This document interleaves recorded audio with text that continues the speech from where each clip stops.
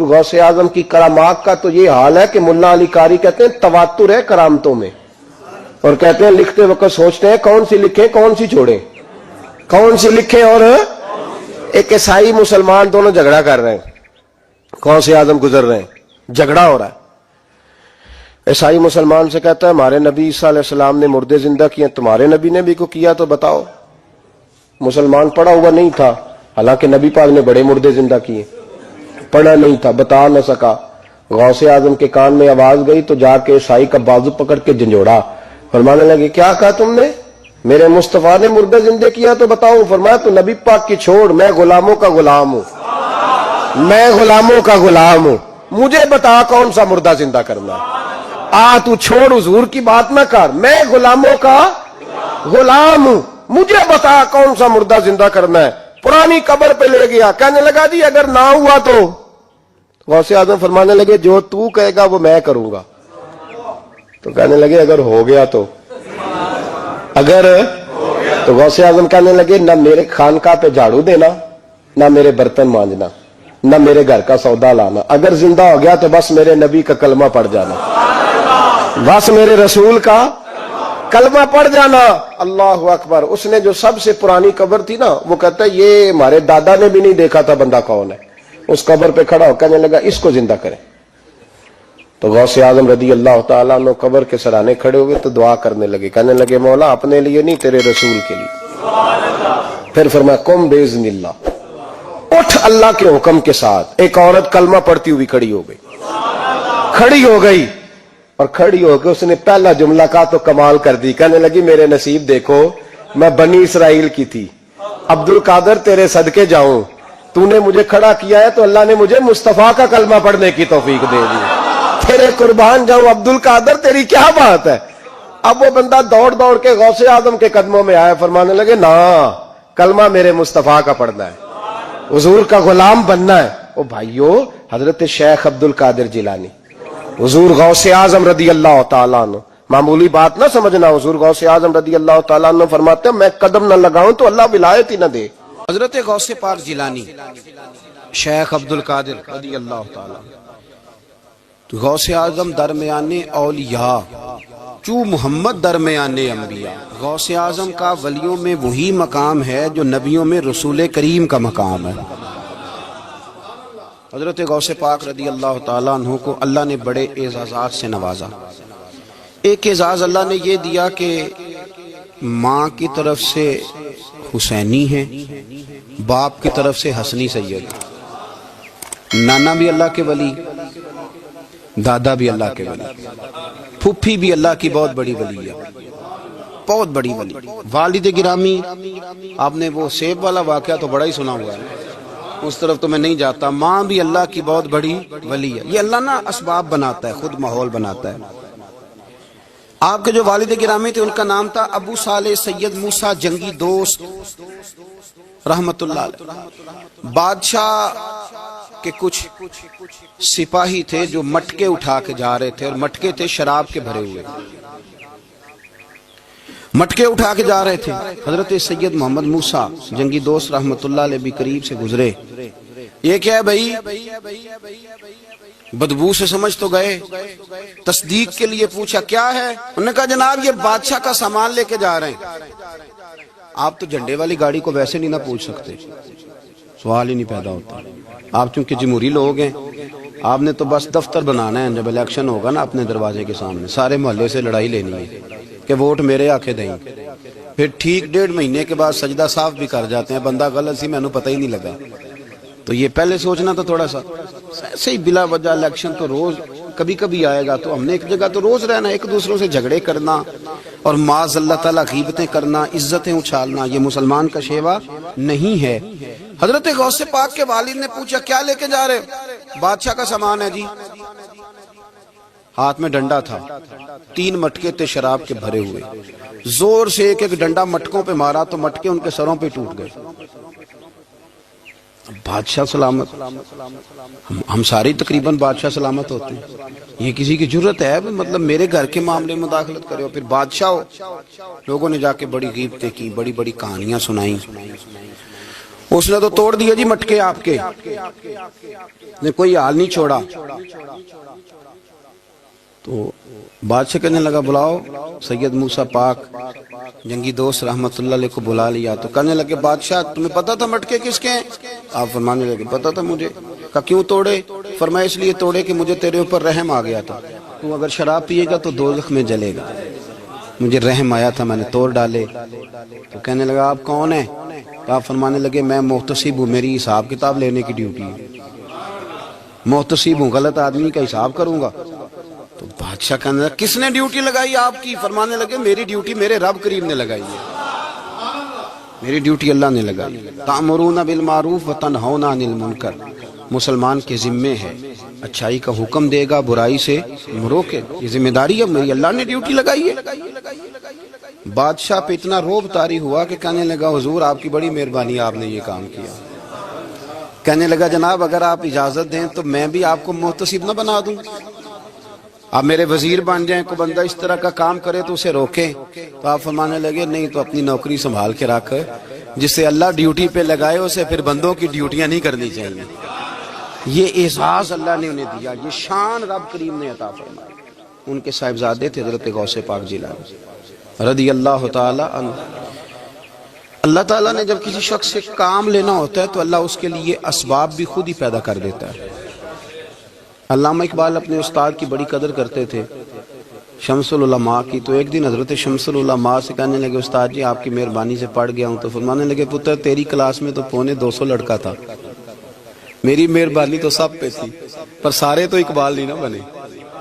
फरमाने लगे तेरे अंदर भी कोई खूबी थी, इसकी वजह से अल्लाह ने तुझे ये एजाज, कोई थी कोई चीज तेरे अंदर भी। अल्लाह ताला जब किसी बंदे को नवाजता है ना तो बंदा भी मेहनत करता है, लेकिन उसकी मेहनत से ज्यादा अल्लाह के फजल का दखल होता है। तो बंदे कई दफ कहने लग जाते हैं बड़ी मुशक्कत की, बड़ी मेहनत की, कुछ भी नहीं होता, ज्यादा अल्लाह के फजल का ही निसार होता है। रब जैसे चाहता है वैसे फैसले देता है। आप फरमाते हैं कि मैं छोटा सा था, वालिद इंतकाल कर गए, वालदा थी मेरी और हम 2 भाई थे। फरमाते हैं बच्चे खेलने के लिए निकले तो मैं भी उनके पीछे खेलने निकल गया। एक बैल बच्चों के काबू आ गया, तो बच्चों के काबू को चीज आ जाए तो फिर वो उसका जो हाल होता है वो तो हमें पता ही, हम सारे बच्चे रह चुके हैं। तो कहते हैं वो बैल काबू आ गया, कोई उसके कान छेड़ता, कोई उसकी दुम छेड़ता, कोई उसके सींग छेड़ता, कोई किसी जगह से उसे तंग करता। मुख्तलिफ बच्चे उसको ना दुम से पकड़ के हिलाते, बैल भागता। हुजूर गौसे पाक फरमाते मैं भी आगे बढ़ा और मैंने जब उसकी दुम पकड़ के हिलाई तो बैल ने मेरी तरफ मुंह किया और कहने लगा अब्दुल कादर तू तो ना ऐसे कर, बोल के कहने लगा तू तो ना ऐसे कर, तुझे रब ने इन कामों के लिए पैदा नहीं फरमाया। आप फरमाते मुझे इतना खौफ तारी हुआ, बैल को बोलते देखा था पहली दफा, बैल को। अब मेरे सुन्नी को भी दलीलों की जरूरत होती है ना, दलील ना दें, किसी बुजुर्ग की बात सुनाए तो सुन्नी भी थोड़ा थोड़ा दाएं बाएं देखता है। ये शोर ऐसा हुआ है ना, प्रोपेगेंडा ऐसा।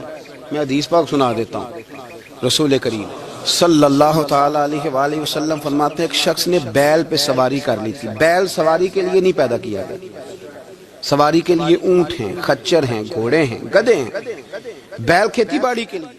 उस शख्स ने जब बैल पे सवारी की तो बैल पीछे मुड़ के देखने लगा और कहने लगा यार तू बड़ा बेवकूफ है। बोल के कहने लगा मुझे अल्लाह ने सवारी के लिए नहीं पैदा किया, मेरे से वो काम ले जिसलिए मैं पैदा किया गया हूँ। तो बंदा डर गया, कहने लगा बड़ी हैरानगी वाली बात नहीं कि बैल बोलता है। तो बैल फिर बोल पड़ा, कहने लगा इससे भी ज्यादा हैरानगी वाली बात है। उसने कहा वो क्या? कहने लगे मदीने में नबी पाक आ गए हैं और तूने अभी तक कलमा ही नहीं पढ़ा, ये उससे भी ज्यादा हैरानगी वाली बात है। जामिउल मौजूजात में हदीस मौजूद है, हुजूर आ गए और तूने कलमा ही नहीं पढ़ा। वो शख्स कहता है मैं सर पट दौड़ा, जब आके सामने खड़ा हुआ तो हुजूर मुस्कुराए, फरमाया आज आप पढ़ ले कलमा, मुझे पता है तुझे किसने भेजा है। अल्लाह वालों की बातें मान लिया करें। मैं बड़ी जिम्मेदारी से कहता हूँ रब करीम के कोई बंदों की बात किताब और सुन्नत के खिलाफ नहीं होती, वही तो किताब और सुन्नत आगे पहुंचाने वाले होते। तो हुजूर गौसे पाक फरमाते हैं मैं वो डर के घर आया, जब घर पहुंचा तो मेरे कानों में आवाज आ रही थी लब्बैक अल्लाहुम्मा लब्बैक लब्बैक ला शरीक लक लक। फरमाते मैं छत पे चढ़ा और मैंने जीलान में अपनी छत पे खड़े होकर देखा तो हज के दिन थे, मेरी सीधी नजर मैदान अरफात पे गई। लोग मैदान अरफात में बैठ के लब्बैक लब्बैक पढ़ रहे थे। पहले मैं वहां से डर के आया, फिर छत से डर के नीचे उतरा, माँ को सारी बात बताई।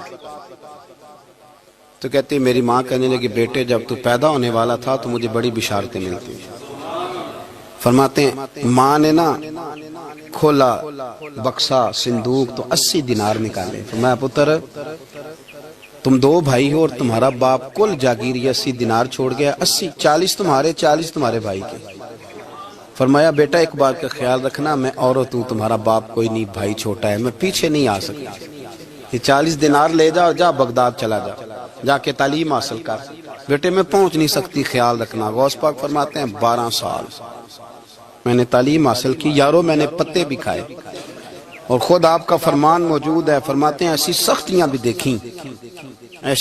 بھی دیکھیں کہ پتھروں اور پہاڑوں پہ گزرتی تو شاید پگھل جاتے لیکن میں نے اپنے نبی کا دین پڑھا. اب تو پیر کے گھر میں جو پیدا ہوتا ہے وہ علم لدنی والا ہوتا ہے. میں تو صاحب دا پتر ہے او خدا کے بندے صبر کر. اگر غوث پاک حسنی حسینی سید ہو کے باقاعدہ پھٹی پہ بیٹھ کے پڑھتے ہیں تو کس پیر کا مرید ہو گیا جسے علم ہی کوئی نہیں جو جاہل آدمی ہے. یہ ضروری ہے علوم دینیاں ضروری ہیں اس کے بغیر کام نہیں چلتا. اور غوث پاک رضی اللہ تعالیٰ عنہ کی آپ پوری زندگی پڑھ کے دیکھ لیں. غوث پاک تمام اولیاء کے امام ہیں ساری زندگی. غوث اعظم سے کسی نے پوچھا آپ نے سب سے زیادہ دین کا کام کس طرح کیا تو فرماتے ہیں تقریر کے ذریعے. اب تقریر کرنے والا مولوی ہوتا ہے اور تویز دینے والا سبحان اللہ. غوث پاک رضی اللہ تعالیٰ عنہ فرماتے ہیں میں نے دین کا سارا کام کس ذریعے سے کیا ہے. ہفتے میں 3 جلسے کرتے تھے اور 70 ہزار کا مجمع ہوتا تھا اور بغیر لاؤڈ سپیکر کے تقریریں ہوتی تھی. اور فرماتے ہیں جیسی سمجھ پہلے بندے کو آتی تھی ویسی آخری والے کو آتی تھی. لوگوں نے کہا حضور یہ کرم کیسے ہوا. فرمانے لگے میں نے جب تعلیم حاصل کر لی تو بولنا آتا ہی نہیں تھا تو میں بڑا پریشان ایک دن سو گیا تو خواب میں رسول کریم کا دیدار نصیب ہوا. فرمایا تیری تو واز کیا کر تیرے واز سے لوگوں کو فائدہ ہوگا. یا رسول اللہ میں اجمی بندہ ہوں لوگوں کے سامنے کیسے بات کروں گا. تو حضور نے فرمایا منہ کھولنا ذرا. کہتے میں نے منہ کھولا تو محبوب نے 7 دفعہ لعاب دہن ڈالا میرے منہ میں. آپ فرماتے ہیں پھر بولتا میں تھا اثر کوئی اور پیدا کر دیتا. حضور غوث پاک رضی اللہ تعالیٰ عنہ نے 40 سال دین کا کام کیا. صبح کے وقت فقہ کا درس دیتے تھے فجر کے بعد کچھ دیر کا ناشتہ کرتے سو جاتے پھر آ کے مدرسے میں پڑھاتے باقاعدہ بچوں کو. غوث پاک رضی اللہ تعالیٰ عنہ کی سیرت پر آپ ساری کتابیں پڑھ لیں ساری کتابیں لو. میں نے بھی بڑا ہی دعویٰ کر دیا یعنی ساری کتابیں جتنی اب تک چھپی ہوئی ہیں ساری پڑھ لو. کہیں نہیں ملے گا کہ ہم غوث پاک کے آستانے پہ گئے. غوث پاک کسی بندے نے یہ نہیں کہا ہم غوث پاک کے آستانے پہ گئے غوث پاک کے دربار پہ گئے. سب نے یہی لکھا ہے کہ ہم حضور غوث پاک کے مدرسے میں گئے. ہمارے نا مدرسوں میں سبق تقسیم ہوتے ہیں. سال جب شروع ہوتا ہے نا تو سبق تقسیم ہوتے ہیں. ہمارے مدرسے میں بھی تقسیم کرتے ہیں ہمارے مولانا. آپ حدیث پاک پڑھائیں گے فلانا استاد منطق پڑھائے گا فلانا فلسفہ پڑھائے گا فلانا یہ سبق تقسیم ہوتا ہے. فلانا قرآن فلانا حدیث فلاں فقہ. تو غوث اعظم کے مدرسے کے جو ناظم تعلیمات تھے وہ کہنے لگے حضور سبق بانٹنا ہے تو آپ کو کون کون سے سبق دے دیں کون کون سا پیریڈ پڑھائیں گے. تو آپ فرمانے لگے نہیں پیریڈ رہنے دو. حضور پھر فرمایا اس طرح کرو لائق بچے تم رکھ لو اور نلائق سارے مجھے دے دو. میں جانوں اور نلائق جانے. نلائق سارے میرے. غوث پاک رضی اللہ تعالیٰ نلائق سارے رکھ لیے کند ذہن. اور حضور غوث پاک ان کو اسباق پڑھایا کرتے ان پر محنت کرتے. فجر کے بعد فقہ کا درس 10 بجے مدرسے کی کلاس. زور کے بعد حدیث پاک کا درس. مغرب کے بعد تفسیر بیان کرتے. بانج علموں جو کرے فقیری وہ کافر مرے دیوانہ. اور عشاء کی نماز کے بعد ہفتے میں 3 جلسوں سے خطاب. اور یہ سارے کام کر کے نا تو پھر بھی غوث اعظم جب دنیا چلی جاتی تو وضو کر کے مصلی پہ بیٹھ جاتے. اور 40 سال بیت گئے ساری رات اللہ کی بارگاہ میں عبادت کرتے. 40 سال حضور غوث پاک کو اللہ نے بڑا اعزاز دیا. کتابیں لکھی ڈیوٹی کی محنت کی کوشش کی پوری دنیا میں. میں پہلے بھی بتا چکا ہوں پھر بتاتا ہوں. یہ جو صلاح الدین ایوبی کا بہت نام لیتے ہیں نا بہت بڑے مجاہد تھے. صلاح الدین ایوبی کے ساتھ 70,000 کی فوج تھی. سارے کے سارے غوث پاک کے مرید تھے. صلاح الدین ایوبی نے حضور غوث پاک کی زیارت نہیں کی پر تعلیم غوث پاک کے مدرسے میں حاصل کی. اس کو بڑا شوق ہو نا کتابیں دیکھنے کا وہ میرے پاس آئے میں دکھاؤں گا انشاءاللہ. صلاح الدین ایوبی حضور غوث پاک کے مدرسے کا طالب علم ہے. یہ آپ کے ملک میں 2-3 دن سے رٹا چل رہا ہے وکیلوں کا، ڈاکٹروں کا، کل سے یونیورسٹی کا بھی چل گیا ہے. یہ لڑائی کسی مولوی 2 گروپوں میں ہوئی ہوتی نا،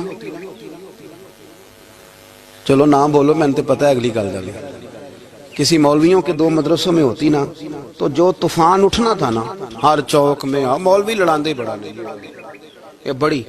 میں نے دعوت دی تھی پرسوں، میں نے کہا جب وکیل مکمل تعلیم کر لینا اسے 2 سال مدرسے میں لاؤ، ہم اسے سکھائیں گے اٹھنا کیسے ہے، بیٹھنا کیسے ہے.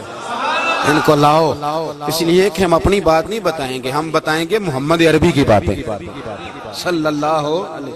مہربانی کرو، مجھے کوئی شکوہ نہیں ان سے، کوئی کسی قسم کا نہیں، اس لیے کہ ہمارے ملک میں نا احتجاج کا کلچر پروموٹ کیا گیا، ہم نے یہ ماحول بنا کے دیا ہے سڑک بلاک کرنے کا. یہ ہمارے قریب ایک گاؤں ہے تو روز ڈکیتیاں ہوتی تھی، بچہ بھی قتل، پولیس والے سنتے ہی نہیں تھے، ان بیچاروں نے روڈ بلاک کیا تو سب صحیح ہو گیا، اسی وقت سارا کچھ ہو گیا. اب پہرے داری بھی لگتی ہے، اب جناب چوکیاں بھی قائم ہو گئی، سب کچھ ہو رہا ہے. مزاج بنا دیا ہم نے، یہ عدم برداشت ہے، یہ کلچر خطرناک ہے، یہ کلچر تباہ کرے. وکیل کوئی غیر نہیں، ہمارے اپنے بھائی ہیں. کون ہے وہ ڈاکٹر؟ کون ہے ہمارے اپنے؟ یہ جو بچے یونیورسٹی میں لڑے کون ہے ہمارے اپنے؟ ہم ان کو کاٹ کے نہیں پھینک سکتے، یہ کوئی دوسرے لوگ نہیں، سب کو ضرورت ہے ایک دوسرے کی. لیکن خدا را مہربانی کرو، معاشرے میں برداشت کا کلچر پیدا کرو، سکون کا کلچر پیدا کرو، سہنا سیکھو.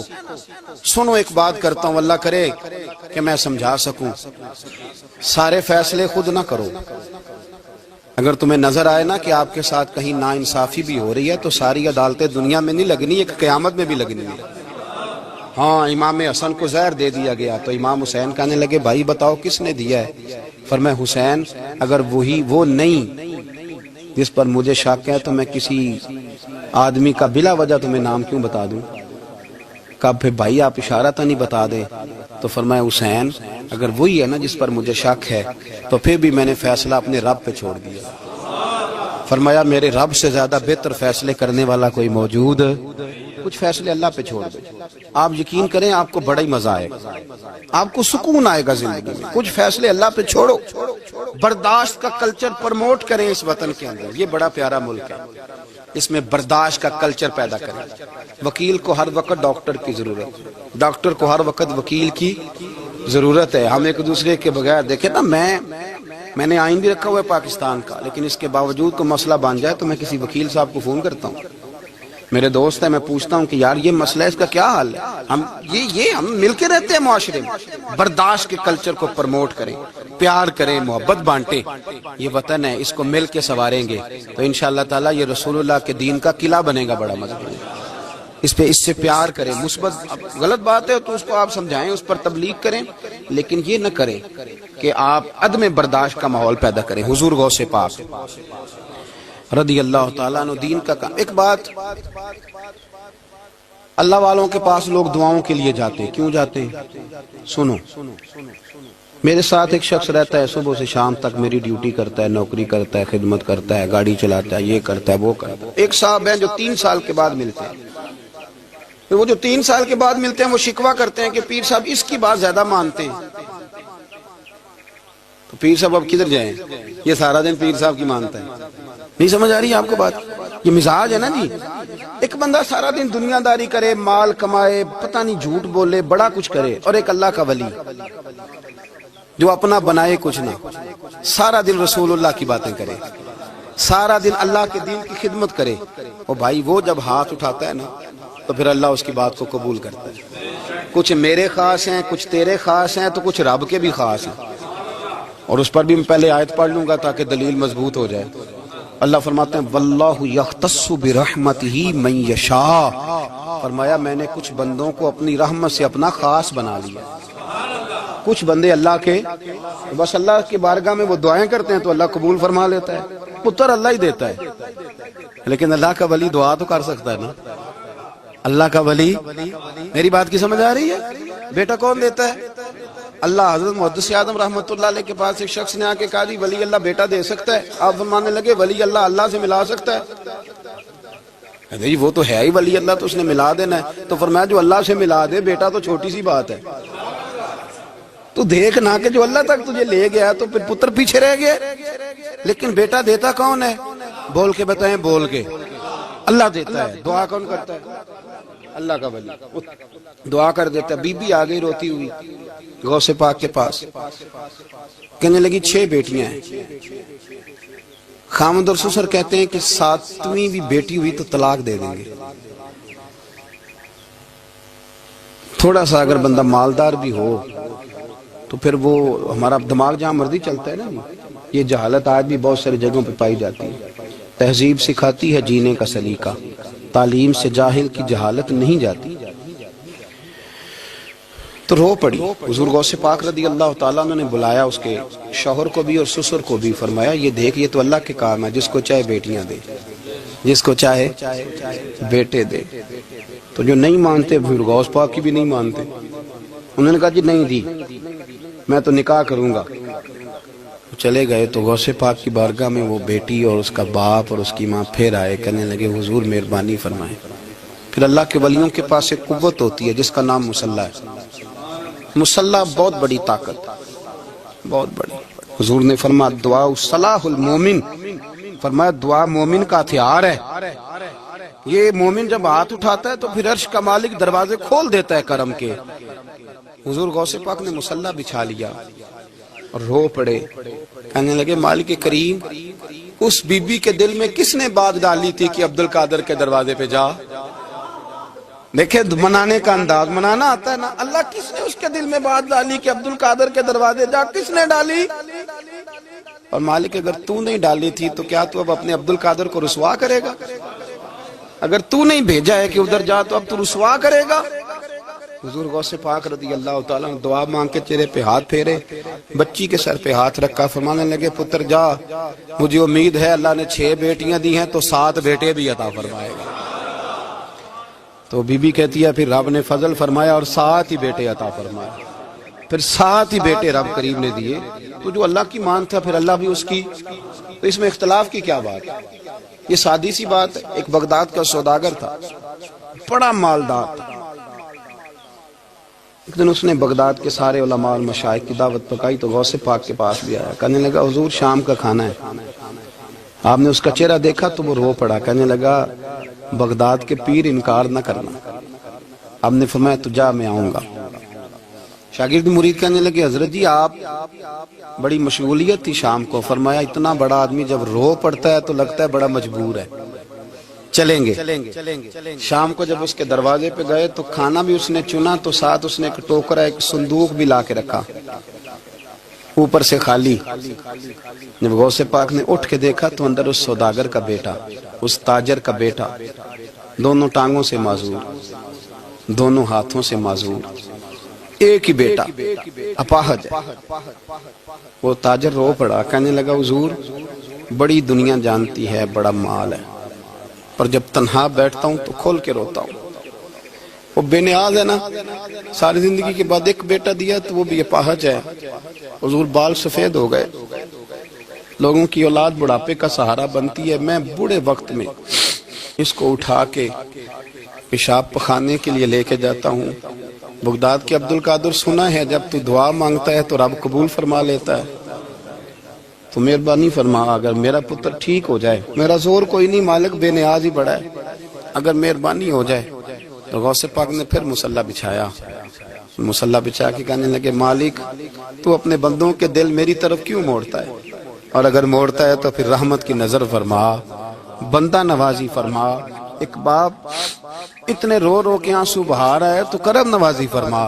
حضور غوث پاک نے ابھی چہرے پر ہاتھ نہیں پھیرے کہ بچہ اللہ اکبر کہتا ہوا صندوق سے باہر نکل آیا۔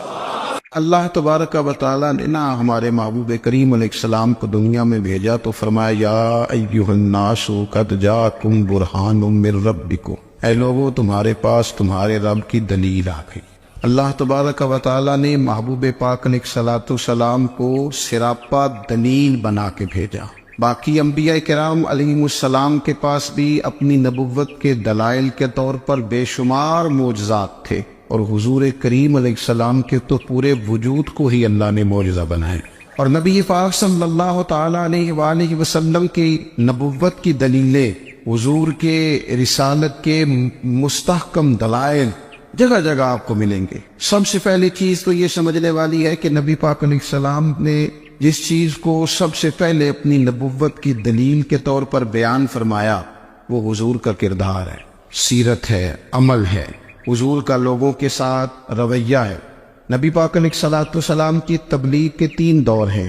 ایک تو حضور نے اپنے قول سے تبلیغ فرمائی، وہ 40 سال کی عمر سے محبوب نے اعلان فرمایا اور تبلیغ کی، اور ایک نبی پاک صلی اللہ تعالی علیہ وسلم بالواسطہ حضور کی تبلیغ ہے جو آج تک جاری ہے۔ امت کے علماء، مشائخ، مبلغین حضور کے دین کو آگے پھیلا رہے ہیں، تو دراصل یہ بھی تبلیغ رسول پاک علیہ السلام ہی کی تبلیغ۔ اور ایک حضور کی تبلیغ کا دور ہے حضور کی پیدائش سے لے کر ولادت مبارکہ سے لے کر حضور علیہ السلام کے اعلان نبوت تک۔ اس دوران نبی پاک نے جو تبلیغ فرمائی ہے وہ اپنے کردار سے فرمائی۔ عرب کا وہ معاشرہ جو بڑا میلا کچیلا گدلا ہو چکا تھا، جس کے اندر سراسر مادہ پرستی کا زور تھا، جس کے اندر لوگ انسانوں کی خرید و فروخت کرتے تھے، جس کے اندر بیٹیوں کو زندہ دفن کر دیتے تھے، جس کے اندر جو آدمی جتنا زیادہ مضبوط ہوتا تھا اتنا زیادہ لٹیرا بن جاتا تھا، اس معاشرے کے اندر رسول کریم علیہ السلام نے 40 سال گزارے، اور اس طرح گزارے کہ جو بیگانے بھی تھے وہ بھی کہا کرتے تھے یہ صادق ہے، یہ امین ہے۔ اور جب حضور نے اعلان نبوت کیا تو فرمایا، یہ قرآن مجید کے لفظ ہیں، فرمایا فَقَدْ لَبِثْتُ فِيكُمْ عُمَرًا مِّن قَبْلِهِ أَفَلَا تَعْقِلُونَ، میں تمہارے بیچ عمر کا ایک حصہ گزار چکا ہوں، تمہیں عقل نہیں ہے، شعور نہیں ہے۔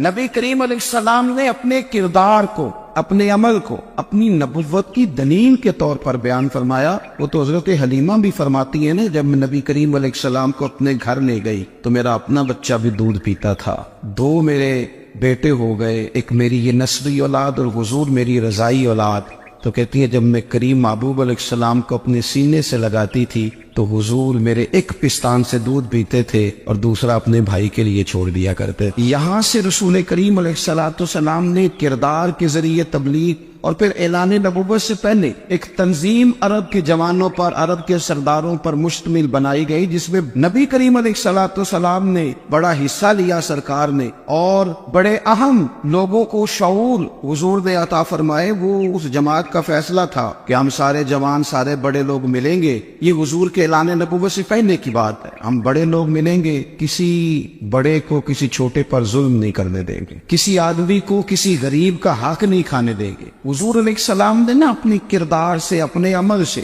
اور آپ کا جو عمل ہوتا ہے نا وہ اصل ہوتا ہے۔ ایک ہوتا ہے آپ کوئی بات کرتے ہیں اور ایک ہوتا ہے کہ آپ کوئی عمل کرتے ہیں۔ آپ جب عمل کرتے ہیں تو عمل کے ذریعے بھی لوگوں تک بات پہنچتی ہے کہ دراصل آپ کا اٹھنا بیٹھنا چلنا پھرنا کیا ہے۔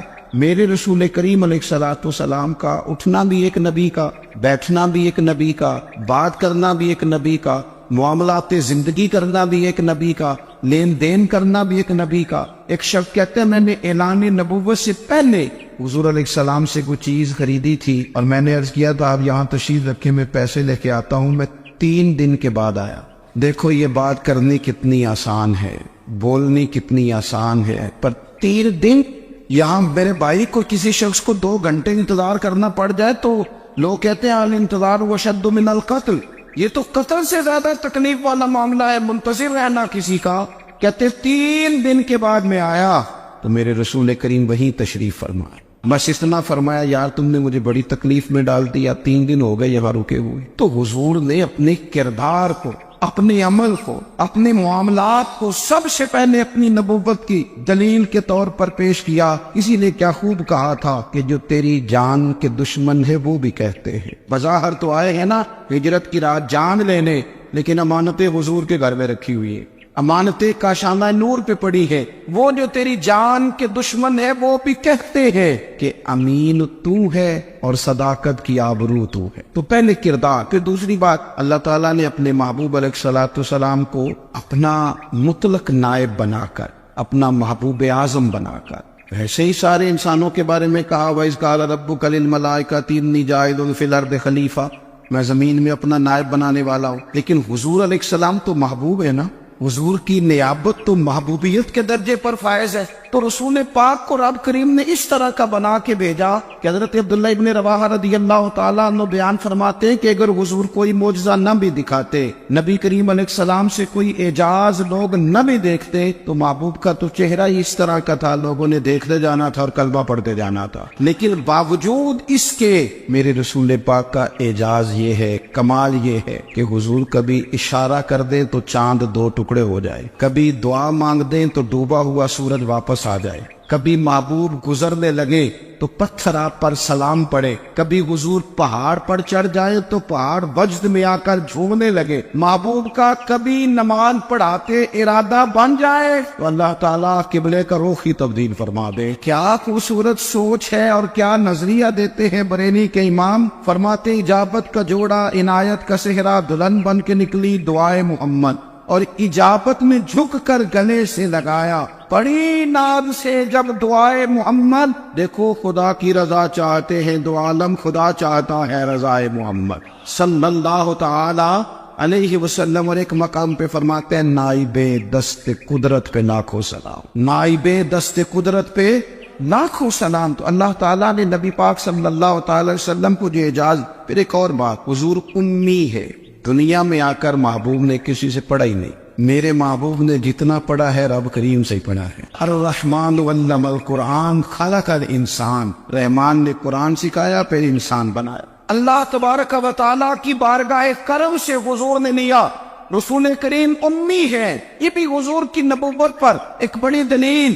دیکھو ایک ہوتا ہے کوئی آدمی بچپن سے کسی چیز سے شغف رکھے اور جب اس کی عمر بڑی ہو جائے تو کہتے ہیں اس کا تجربہ بڑا ہو گیا، یہ پہلے کچھ شعر کہتا تھا، کوئی ادبی جملہ کہتا تھا، تو اب اس کی یہ کام کرتے کرتے عمر بڑی ہو گئی ہے تو رسوخ حاصل ہو گیا۔ 40 سال کی عمر مبارک تک نبی کریم نے ایک شعر بھی نہیں کہا۔ حضور علیہ الصلوۃ والسلام نے کبھی کوئی ایسی بات، ویسے تو حضور کی ہر بات حکمت والی، لیکن جس کو عرب کے لوگ اپنے لہجے میں شاعری یا اپنے لہجے میں ادب کہتے تھے، وہ حضور نے بیان نہیں فرمایا۔ لیکن جب 40 سال کی عمر میں اعلان نبوت کیا تو پھر بڑے بڑے فصیح و بلیغ، بڑے بڑے سیانے طفیل بن عمر کہتے ہیں کہ اس شخص کو بھی میں نے دیکھا جسے بڑا ناز تھا اپنی فصاحت اور بلاغت پر، اور جب وہ حضور کے پاس آیا اور اس نے آ کے کچھ باتیں کی تو محبوب خاموشی سے سنتے رہے، اور جب وہ چپ کر گیا تو میرے کریم نے صرف سورہ فاتحہ پڑھی۔ کبھی اٹھتا تھا، کبھی بیٹھتا تھا، کبھی غور کرتا تھا، کبھی دائیں جاتا تھا، کبھی بائیں جاتا تھا، پھر کہنے لگا بتاؤ نا کلام کس کا ہے؟ فرمایا اس رب کا،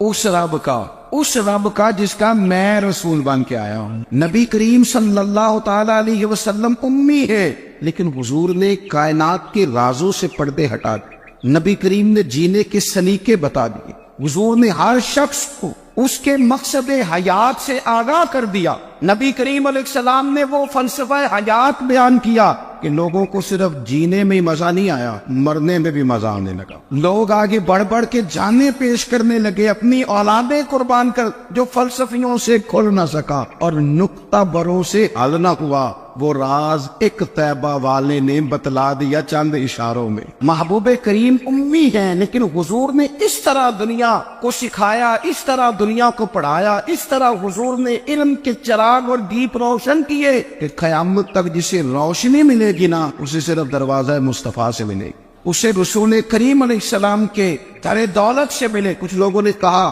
کہ اپنے پاس سے آیات بنا کے لاتے، اپنے گھر میں بیٹھ کے دعوے کر لینا تو کوئی مشکل کام نہیں نہ ہوتا، سارے لوگ ہی کر لیتے۔ بلکہ وہ ہمارے ایک بزرگ کہا کرتے تھے خیالی پلاؤ پکائیے کہ وہ کدے بھی کٹ نہ پائیے، کیونکہ کون سا پیسوں کا ڈالنا ہے، وہ زیادہ ڈالیں آپ اور زیادہ ڈالیں۔ بہت سارے لوگ ہیں آج بھی، کچھ لبرل ہیں بیچارے، کچھ دین بیزار طبقہ ہے، وہ کہتے ہیں جناب ہمیں تو جدید باتیں بتائیں، ہمیں تو نئے اسلوب کے مطابق لے کے چلے، ہمیں تو او بھائی سن، میرے نبی پاک علیہ السلام نے فرمایا میرا قرآن کبھی پرانا نہیں ہو، اسے پڑھ کے دیکھ، اس کی جدت کا حسن دیکھ، یہ تو کھلا ہوا باغ ہے، تو ایک دفعہ اس کے قریب آئے گا تو خوشبو ملے گی، دوسری دفعہ آئے گا تو اس سے زیادہ تازی ملے گی، ایک دفعہ پھل کھائے گا تو مزیدار ہوگا، دوسرا کھائے گا ہو سکتا ہے شکل ملتی جلتی ہو لیکن ذائقہ بڑا نرالا ہوگا۔ تو تو صحیح نا۔ جب کچھ لوگوں نے کہا یہ خود سے بنا کے آیات لاتے ہیں تو فرمایا وَإِن كُنتُمْ فِي رَيْبٍ مِّمَّا نَزَّلْنَا عَلَىٰ عَبْدِنَا فَأْتُوا بِسُورَةٍ، اگر تمہیں کوئی شک ہے اس میں جو ہم نے اپنے بندہ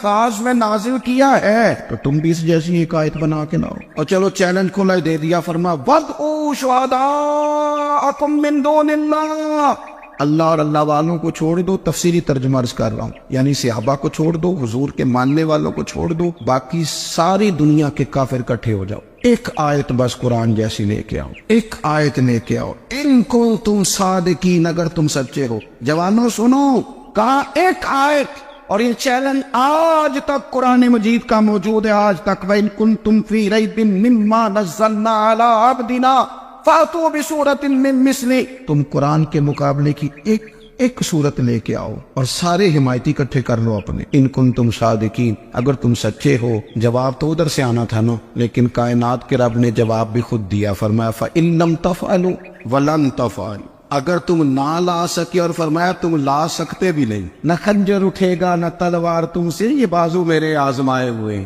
وَلَن تَفْعَلُوا، تم لا بھی نہیں سکتے، فَاتَّقُوا النَّارَ الَّتِي وَقُودُهَا النَّاسُ وَالْحِجَارَةُ، پھر اس آگ سے ڈر جاؤ جس کا ایندھن آدمی اور پتھر ہے۔ اعدت للکافرین، بنائی کافروں کے لیے، مومنوں کے لیے تو رب نے جنت بنائی ہے۔ اعدت للکافرین، یہ دوزخ اللہ نے کن کے لیے بنائی ہے؟ اعدت للکافرین کہتا ہے کافر کے لیے بنایا۔ تو اللہ تبارک و تعالیٰ نے میرے رسول پاک صلی اللہ تعالیٰ علیہ وسلم کو وہ کتاب عطا فرمائی، اور پھر حضور کی فصاحت و بلاغت، معرفت۔ دیکھو، ایک ہوتا ہے گھنٹوں باتیں کرنا، ایک ہوتا ہے کئی والیم پر مشتمل، کئی جلدوں پر مشتمل کتب کا لکھنا، اور ایک ہوتا ہے کسی بندے کا ایک بات کرنا اور سامنے والے کی طبیعت کو اتنا جگا دینا کہ اگلی بات فوراً ہی اس کی سمجھ میں آ جائے۔ اور حضور نہ کسی کی انا کو نہیں جگاتے۔ ہم بعض اوقات کسی سے خطاب کرتے ہیں، بات کرتے ہیں، تو سامنے والے کی انا کو جگا دیتے ہیں، ٹھیس پہنچاتے ہیں، وہ کہتا چل پھر تگڑا ہو جا، میں بھی آیا۔ حضور انا نہیں جگاتے تھے، میرے نبی پاک ضمیر جگاتے تھے، تاکہ وہ شخص فیض حاصل کر سکے، اسے کچھ ملے۔ نبی کریم کا جو انداز تکلم ہے وہ اس طرح کا ہوتا تھا کہ انسان خود بخود کھل اٹھتا تھا کہ مطلب یہ بات ہونے کیا لگی ہے، مطلب حضور کیا فرمانے لگے۔ نبی کریم صلی اللہ تعالی علیہ وسلم، ایک دن محبوب کریم نے صحابہ کے دیے حضور کی فصاحت و بلاغت دیکھے، فرمایا محبوب نے کتنا نادان ہے وہ شخص جو اپنے ماں باپ کو گالی دے۔ کھلی ہو گئی لوگوں کی آنکھیں، کان کھڑے ہو گئے کہ یا رسول اللہ، کون ایسا بدبخت ہے جو ماں باپ کو گالی دے گا؟ اب جب سوالات ذہنی سطح پر پوری طور پر ابھر گئے نا، تو اب رسول کریم نے بات سمجھائی۔ یہ ہے فصاحت و بلاغت، تیرے آگے ہے یوں دبے نچے۔ فصحا عرب کے بڑے بڑے، کوئی جان منہ میں زبان نہیں بلکہ جسم میں جان نہیں۔ یا رسول اللہ، کون ایسا نالائق ہے جو ماں باپ کو گالی دے؟ اب جب ذہنی سطح یہاں تک ابھر آئی تو اب حضور نے سمجھایا، اور میں جب تم کسی کے ماں باپ کو گالی دو گے نا، تو وہ بھی تو جواب میں تمہارے ماں باپ کو دے گا نا، تو فی نفس ہی یہ تم نے خود ظلم کیا ہے اپنے ماں باپ۔ کیوں تم نے ایسا لہجہ اختیار کیا کہ جس سے سامنے والے کی انا جاگ جائے اور وہ تمہارے مقابلے میں آ کر کے کھڑا ہو جائے؟ کیوں تم نے اس طرح کے انداز اختیار کیے کہ جس سے سامنے والا بھی سارے پنجے کھڑے کر کے باہر نکل آئے کہ آ جاؤ پھر میں بھی میدان میں حاضر ہوں؟ رسول کریم کی فصاحت، بلاغت دیکھیں نا، حضور 2-4 جملوں میں ساری بات سمجھا جاتے۔ ایک حدیث پاک اگر ہماری سمجھ میں آ جائے، ایک روایت، نبی پاک صلی اللہ تعالی علیہ وسلم نے فرمایا، خوبصورت مسلمان وہ ہے جو بے مقصد باتوں کو چھوڑ دے۔ لو، اس سے پوری زندگی سجائی جا سکتی ہے ایک جملے سے، کوئی لمبی چوڑی باتوں میں جانے کی ضرورت نہیں۔ کہا خوبصورت مسلمان یہ ہے جو بے مقصد باتوں کو چھوڑ دے، نا یعنی باتوں کو۔ کیا کہتے ہیں ہمارے دیہات کے لوگ، جڑے پنڈ جانا نہیں اودا راہ پوچھنے دی، لیکن آج کل لوگ باز آندے، یعنی جس بات کا بالکل تعلق نہیں نا وہ بات بھی کرتے جاتے ہیں، جس کا شعبہ ہی نہیں وہ بھی چھلانگ لگا کے اس میں آ جاتا ہے۔ ہم اپنا وقت ضائع کرتے، اپنی صلاحیتیں ضائع کرتے، اپنا نقصان کرتے، ہم اپنا کام صحیح کر کے نہیں کرتے اور دوسری ساری دنیا کو ٹھیک کرنا چاہتے ہیں۔ او بھائی، آپ جس جگہ جس شعبے سے تعلق رکھتے ہیں، آپ اپنے معاملات میں مضبوطی پیدا کریں۔ حضور نے اپنی فصاحت کے ساتھ، بلاغت کے ساتھ لوگوں کو قائل کیا، اور قرآن مجید کی تاثیر کا یہ اثر میرے کریم رسول نے دکھایا کہ رات کو جب حضور بیٹھ کے قرآن پاک پڑھتے تھے نا، جب یاسین والے نبی خود یاسین کی تلاوت کرے، جب طٰہٰ والے محبوب خود طٰہٰ کی تلاوت کرے، غور کرو نا، جب مدثر والے محبوب خود ان جملوں کو ادا کریں، یعنی جن کے بارے میں آیت آئی ہے، جب وہی یہ آیت پڑھے کہ انا اعطیناک الکوثر، یعنی جن کا ذکر ہو رہا ہے، جب وہ یہ بات کریں کہ یا ایھا النبی انا ارسلناک شاہدا ومبشرا ونذیرا لتؤمنوا باللہ ورسولہ وتعزروہ وتوقروہ وتسبحوہ بکرۃ واصیلا، جن کے بارے میں آیت آئی ہے جب وہ یہ کہہ رہے ہوں کہ ورفعنا لک ذکرک، جب وہ کہہ رہے ہوں والضحیٰ واللیل اذا سجا، ذرا اس کیفیت کو دیکھیں جب محبوب خود پڑھ رہے اور جو حضور پر آئی ہے اس کا ذائقہ، اس کا لطف، اس کا انداز، بھلا کیا ہوگا؟ حضور جب رات کو پڑھتے تھے نا قرآن پاک تو جو پکے کافر تھے نا، ابو جہل جیسے لوگ، وہ بھی جھاڑیوں میں چھپ چھپ کے مدینے والے کی تلاوت سنا کرتے، حضور کی تلاوت سنا کرتے تھے۔ یہی بہتر ہے کہ پردوں میں وہ پردہ پوش رہے، وہ اگر پردے ہٹا دے تو کسے ہوش رہے۔ رسول کریم علیہ السلام کی تلاوت کا سننا، قریب جانا، یہ اعجاز ہے۔ حضرت فاروق اعظم کہتے ہیں میں طبیعت کا بڑا ڈاڈا تھا، مزاج کا بڑا سخت تھا، زندگی ہمیشہ ڈٹ کر گزاری، باتوں پر کھڑا رہنا آتا تھا، پر جب میری بہن نے مجھے چند آیتیں سنائی نا تو میں تڑپ ہی گیا۔ کروں آیا سا مار مقامنے نو، ان مینو مار دے لے چلو، اوے متے عمر دی عمر برباد ہو جائے جتھے عمر سوار دے لے چلو۔ یہ اعجاز ہے رسول کریم صلی اللہ تعالی علیہ وسلم پر نازل ہونے والی کتاب کا۔ پھر حضور نے خبریں دی، نبی پاک نے خبریں دی، حضور نے فرمایا روم فتح ہوگا، وہ ہوا۔ نبی کریم علیہ السلام نے فرمایا شام فتح ہوگا، تو شام فتح ہوا۔ فرمایا ایران فتح ہوگا، تو ایران فتح ہوا۔ سراقہ بن مالک کہتے ایک گاؤں پر بھی مسلمانوں کی حکومت نہیں تھی، ایک گاؤں پر حضور مکہ مکرمہ سے نکل رہے تھے، مدینہ طیبہ تشریف لے جا رہے تھے، ابھی راستے میں تھے، میں 100 سرخ اونٹوں کے لالچ میں معاذ اللہ حضور کو گرفتار کرنے پہنچ گیا۔ محبوب نے حکم دیا، حضور کا معجزہ میں نے آنکھوں سے دیکھا، میرا گھوڑا زمین میں دھستا چلا گیا، میں نے معافی مانگی، حضور نے معاف کر دیا۔ میں نے سمجھا اچانک ہو گیا ہے، یہ منوانا بھی بڑا مشکل کام ہے۔ شجر و حجر پہچان گئے، انسان کی نظروں میں شاکی رہا۔ یہ کچھ ایسے لوگ ہیں جن کو منوانا توبہ توبہ، ماننے کو تیار نہیں، دیکھ دیکھ کے بھی ماننے کو تیار ہے نہیں، ماننے کو تیار ہے نہیں۔ کہتے ہیں کہ میں نے پھر چاہا آگے بڑھنا تو پھر زمین کے اندر میرے گھوڑے کے پیر دھنسنے لگے، پھر معافی مانگی۔ کریم تیرے معاف کرنے کی ادا پہ بھی قربان جائے، یہ نہیں فرمایا کہ تو بار بار یوں ہی کرتا ہے، فرمایا معافی مانگتا ہے، جا میں نے معاف کیا۔ کہتے ہیں 3 دفعہ میں آگے بڑھا، 3 دفعہ حضور نے معاف کیا تو مسکرا کے فرمانے لگے تو یہاں مجھے گرفتار کرنے آیا ہے، وہ کیسر روم کا علاقہ فتح ہوگا، وہ کنگن جو پہنتا ہے نا ہاتھوں میں، بادشاہ کے کنگن معروف ہیں، وہ تیرے ہاتھوں میں آئیں گے۔ اللہ کرے آپ سمجھے، یہ جو لوگ ڈری ڈری سہمی اور ہمارے بچے مایوسی کی معاذ اللہ باتیں کرتے ہیں، وہ دیکھیں حضور کس طرح کی گفتگو فرماتے۔ ابھی ایک گاؤں پر بھی اسلام کی حکومت نہیں، لیکن حضور کا خبر دینے کا انداز، کریم فرمانے لگے وہ کیسر روم کے جو کنگن ہوں گے وہ تیرے ہاتھوں میں آئیں گے۔ جناب سراقہ بن مالک فرماتے ہیں کہ میں مسلمان ہو گیا، حضور کا وصال ہو گیا، کنگن نہیں آئے۔ حضرت ابوبکر صدیق کا وصال ظاہری ہو گیا، کنگن نہیں آئے۔ جناب عمر کا دور آ گیا، سراقہ بوڑھے ہو گئے۔ کوئی بندہ پوچھتا نا کہ اب تو عمر ڈھل گئی ہے، زندگی کا پتہ نہیں، کہنے لگے نہیں میں نہیں جاتا، جب تک کنگن نہیں آتے اسرائیل کوئی نہیں آئیں گے، کیونکہ ساڈے نبی دی زبان ساڈے واسطے قرآن، جو دن کو کہہ دیا دن ہے تو دن نکل آیا، جو شب کو کہہ دیا شب ہے تو رات ہو کے رہی، اور خدا نے ان کی زبان کو وہ اختیار دیا، جو نکلی منہ سے ان کے وہ بات ہو کے رہی۔ فاضل برینوی کا تو انداز ہی پر انوکھا ہے نا، وہ تو کہتے ہیں وہ زبان جس کو سب کن کی کنجی کہے، جس کو سب کن کی کنجی کہے، اس کی نافذ حکومت پہ لاکھوں سلام۔ کہنے لگے نہیں آتے حضرت اسرائیل، فکر نہ کرو، بوڑھے ہو گئے تھے، نکلنا گھر سے بند کر دیا تھا، حضرت عمر کا دور تھا، کنگن آ گئے۔ حضرت فاروق اعظم نے ان کے پوتوں سے، نواسوں سے، بچوں سے کہا جاؤ بلا کے لاؤ، کا دادا جان بوڑھے ہیں، فرمایا تم کان میں کہہ دینا کنگن آ گئے، پھر تم دیکھنا تو صحیح کر۔ حضرت سراقہ آئے، حضور نے جو خبریں دی، نبی پاک علیہ السلام نے جو گزشتہ قوموں کے احوال بیان کیے، اور پھر میرے نبی پاک علیہ السلام نا دنیا میں عزتیں دینے آئے۔ یہ مزاج ہمیں کم کرنا چاہیے، یہ جو ہم ساری زندگی اس کام میں لگا دیتے نا کسی کو نیچا کیسے دکھانا ہے، یہ انداز حضور نے نہیں ہمیں دیا۔ اب دیکھو حضور تشریف لائے تو ہمیں پتہ چلا کہ حضرت یوسف جیسا سونا کوئی نہیں، حضور تشریف لائے تو ہمیں پتہ چلا کہ حضرت داؤد جیسی خوبصورت آواز کسی کی نہیں، حضور تشریف لائے تو ہمیں پتہ چلا کہ جناب عیسیٰ علیہ السلام کا فقر اختیاری کس طرح کا، محبوب لال کس طرح کا تھا۔ یہ تو حضور آئے، تو نبی پاک علیہ السلام نے اس کی بھی عظمت بیان کی، اس کی بھی شان بیان کی. حضور نے بتایا کہ ابو بکر صدیق کی شان کیا ہے،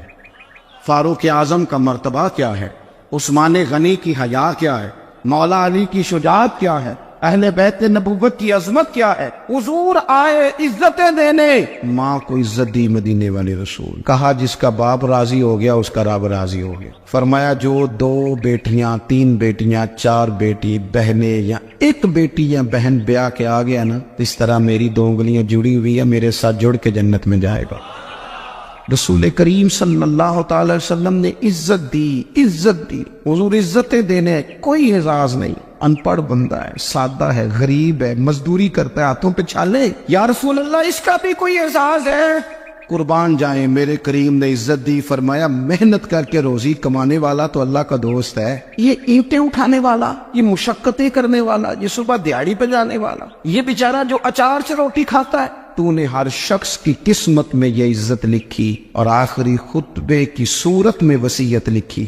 رسول کریم نے ہر بندے کو اعزاز دیا، عظمتیں دی. حضور عزتیں دینے آئے. نبی پاک علیہ السلام نے اعزازات دیے، حضور نے نوازا. یہ ساری چیزیں میرے رسول پاک کی تشریح. اور پھر یہ جو حضور کے صحابہ اور اہل بیت ہے نا، یہ بھی میرے نبی پاک کی نبوت کی دلیل ہے. جنگ انقلاب آیا نہیں کرتے. وہ کل تک جو راہزن تھے حضور نے راہبر بنا دی. وہ لوگ جو کل تک ایک دوسرے کے گلے کاٹ کے کھاتے تھے، ایک دوسرے کو مارتے تھے، تکلیف پہنچاتے تھے، برادریزم پہ لڑتے تھے، حضور نے بھائی بھائی بنا دیے. ایک پلیٹ میں کھانا کھانے لگے سیدنا بلال حبشی، صہیب رومی، سلمان فارسی. حضور نے یوں کر کے ملا دیا. نبی کریم علیہ السلام نے تقسیمیں ختم کر دی دنیا. حضور کے صحابہ نے اپنا کردار اللہم صلی علی سیدنا و مولانا محمد بقدر حسنہ و جمالہ و جودہ و نوالہ و صحبہ و آلہ.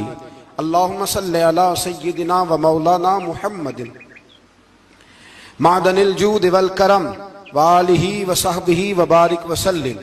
یا ارحم الراحمین، یا ارحم الراحمین، یا قاضی الحاجات، یا مجیب الدعوات، یا حلال المشکلات، یا دافع البلیات، یا مسبب الاسباب، یا قاضی الحاجات، یا رحمان یا اللہ، یا کریم یا اللہ، یا ستار یا اللہ، یا غفار یا اللہ، یا کریم یا اللہ، یا عزیز یا اللہ، یا ستار یا اللہ. اے ہمارے پروردگار، 10 سال پورے ہو گئے. خدا بندہ ایک چھوٹا سا پیغام تھا، تو نے فضل فرما دیا. اے اللہ، ہم پلٹ کر جب دیکھتے ہیں تو 1% بھی ہم اس قابل نہیں کہ تیرے دین کی کوئی بات کر سکیں، کوئی پیغام دے سکیں. اللہ، کئی سالوں سے یہ دوست صبح کی نیند چھوڑ کے یہاں حاضر ہوتے رہے، مائیں، بہنیں، بچیاں، بوڑھے، بچے. اے اللہ، بندوبست کرنے والے سب سے پہلے آتے رہے. خدا بندہ، تیرے قرآن مجید کو پڑھا ہے. ہم کمزور تھے، بس تیری دی ہوئی توفیق سے پڑھا ہے. خدا بندہ، ان میں سے ایک بات بھی تجھے پسند آئی ہے تو ہمیں معاف فرما دے، ہم سے درگزر فرما، ہمارے حال پہ رحمت فرما. رمضان آیا تھا، پھر بیت رہا ہے. اللہ، ہماری کمزوریاں، ہماری کوتاہیاں پھر ایک دفعہ پیش نظر ہیں. اے عرش و فرش کے مالک، برے ضرور ہیں، کمزور ضرور ہیں، گناہگار ضرور ہیں، پر تو ہمارے دلوں کے حال جانتا ہے. ہم تیرے غدار نہیں ہیں. اے اللہ، ہم صحیح ہونا چاہتے ہیں، ہماری نیتیں بھی ٹھیک ہیں، ارادے بھی ٹھیک ہیں، عمل میں کمزوری ہے. ہم پر ایک رحمت کی نظر کر دے، ہم پر ایک رحمت کی نظر کر دے. اے مالک کریم، ایک نظر کرم سے دیکھ تو صحیح. یہاں غریب بھی بیٹھے ہیں، بوڑھے بھی بیٹھے ہیں، مجبور بھی بیٹھے ہیں، کئی رو رو کے تیری بارگاہ میں فریاد کرنے والے بیٹھے ہیں. اے اللہ، بھول ضرور جاتے ہیں پر بندے تو تیرے ہیں، بھٹک ضرور جاتے ہیں پر غلام تو تیرے محبوب کے ہیں. ہمارے حال پہ رحمت فرما. اللہ، ہمیں معاف فرما دے. اللہ، ہم سے حساب نہ پوچھیو. اللہ، ہمیں بغیر حساب معاف فرما دے. اللہ، ہمیں بغیر حساب کے معاف فرما دے. اللہ، ہم سے درگزر کرنا. جب قیامت کے دن ازل کا بازار لگے، اللہ ہم سے درگزر فرمانا، ہماری پردہ پوشی فرمانا. اگر ہمیں عزت دی ہے تو عزتوں پہ دوام دینا. اللہ، ہمیں ذلتوں سے محفوظ رکھنا. اے عرش و فرش کے مالک، میں تو نے بہت ساری نعمتیں نہ بغیر مانگنے کے دی ہیں. ہم کمزور تھے، تو نے صحت دی. ہم کمزور تھے، تو نے اولاد کی نعمت دی. پھولوں کی طرح کے خوبصورت بچے دیے، اے اللہ تو نے ہمیں وفادار قسم کے دوست دیے، اے اللہ پیار کرنے والے ساتھی دیے، ٹوٹ کر چاہنے والے دیے، اے اللہ تو نے بغیر مانگے ہمیں نیک صالح استاد دیے، بزرگ دیے، شیخ دیے، اے اللہ بغیر کسی لالچ کے پالنے والا باپ دیا، شفقت کے بازو پھیلانے والی ماں دی۔ ہم تیرا شکر ادا نہیں کر سکے، اللہ ہمیں شکر کی توفیق عطا فرما دے، اللہ ہمیں شکر کی توفیق عطا فرما دے، اللہ ہمیں شکر کی توفیق عطا فرما دے۔ اللہ اگر ہم بھول جائیں تو ہم سے درگزر فرما، اے اللہ ہمارے حال پہ رحمت فرما۔ میں صبح دیکھتا رہا کس طرح بوڑھی مائیں گاڑیوں میں بیٹھ کے آتی ہیں، بہنیں گاڑیوں میں بیٹھ کے آتی ہیں۔ اللہ ان بیچاریوں کے کئی دکھ بھی ہیں، ان کی کئی تکلیفیں بھی ہیں، یہ کئی جگہ آزمائش کا شکار ہے۔ ایک بزرگ فون کر کے کہہ رہے تھے بیٹی بڑی پریشان ہے، اللہ کریم سب پہ اپنا فضل فرما دے، ہم دنیا کے دھتکارے ہوئے تیرے دروازے پہ آ کے بیٹھ جاتے ہیں، ہماری مدد فرما، ہمیں لوگوں کا محتاج نہ فرما۔ اے اللہ یہ بوڑھے بیمار لوگ جو صبح چل کے تیرے اور تیرے محبوب کی رضا کے لیے آتے رہے، ان کے قدموں کو قبول فرمانا، ان کی کوششوں کو قبول فرمانا۔ اللہ معذور بزرگ بیچارے لاٹھیوں کے سہارے یہاں تک پہنچ کر تیرے دین کی بات سنتے رہے، ان کے حال پہ کرم فرما، ان پہ رحمت فرما، ہم سے درگزر فرما، ہمارے ساتھ معافی والا معاملہ فرما۔ اے اللہ مائیں بہنیں بچیاں بیچاری اللہ شوق سے ذوق سے آتی رہیں، خداوندہ ان کے دکھ دور فرما دے، ان کو آزمائشوں سے نکال دے۔ جو بیچاریاں اولاد کے لیے روتی ہیں اور کہتی ہیں ایک بیٹی ہی مل جائے سسرال میں رہنے کے قابل ہو جاؤں، اللہ ان پہ رحم فرما دے۔ جو جس حال میں پریشان ہے اس کی مدد فرما دے، تیرے محبوب کی امت بڑی پریشان ہے۔ اے اللہ ختم قرآن کا موقع ہے، رمضان کی جاتی ہوئی گھڑیاں ہیں، اے اللہ پوری دنیا میں رسول اللہ کے غلاموں کا خون بہہ رہا ہے۔ اے اللہ اتنی بڑی دنیا میں برما کے مجبوروں کو رہنے کو جگہ نہیں مل رہی، سالوں بیت گئے، کشمیر کی بچیاں روتی ہیں، فلسطین کی مائیں پکارتی ہیں، پاکستان کی سڑکوں پہ روز خون بہتا ہے۔ ہم نے بڑی بڑی کوشش کر کے بڑے بڑے لوگوں کے وعدوں پہ اعتبار کیا، اے اللہ اب تو ہماری مدد فرما، ہماری مدد فرما، غریبوں کی مدد فرما، یتیموں کی مدد فرما۔ اے اللہ جو سڑکوں پہ جھونپڑیوں میں ہیں ان کی مدد فرما، اے اللہ جو بیچارے چھابڑی فروش ہیں ان کی مدد فرما، جہاں جوان بچیاں ہیں ان کی مدد فرما۔ اے اللہ غریبوں کی مدد فرما، مجبوروں کی مدد فرما، اے اللہ تنگ دست لوگوں کی مدد فرما، بیماروں کو شفا دے دے، مقروضوں کو قرضوں سے رہا کر دے، تنگ دستوں کو وسعت دے دے۔ ہمارے وہ مشائخ، ہمارے وہ بزرگ جنہوں نے ہمیں یہاں تک پہنچایا ان کی قبروں پہ رحمتوں کا نزول فرما، ان پہ کرم نوازیاں فرما۔ جن کے عزیز و رشتہ داروں میں سے کوئی دنیا سے چلا گیا ہے، اللہ جن کے ماں باپ رخصت ہو گئے ان کی قبریں نور سے بھر دے، رحمت سے بھر دے۔ ربنا اغفر لی ولوالدی وللمؤمنین یوم یقوم الحساب۔ اے اللہ زندگی میں جب موت کا وقت آئے نا تو ہمیں کلمے کی توفیق عطا فرمانا، ہمیں بے ایمانی کی موت سے محفوظ رکھنا، ایماندار مارنا ہمیں۔ اللہ ہماری آخرت کی منزلوں پہ اپنا فضل رکھنا، ہم سے سخت حساب نہ لینا۔ اے اللہ بس خار ہیں، بدکار ہیں، ڈوبے ہوئے ذلت میں کچھ بھی ہیں مولا تیرے محبوب کی امت سے۔ رب اغفر وارحم انت خیر الراحمین، وصلی اللہ تعالی علی حبیبہ سیدنا و مولانا محمد۔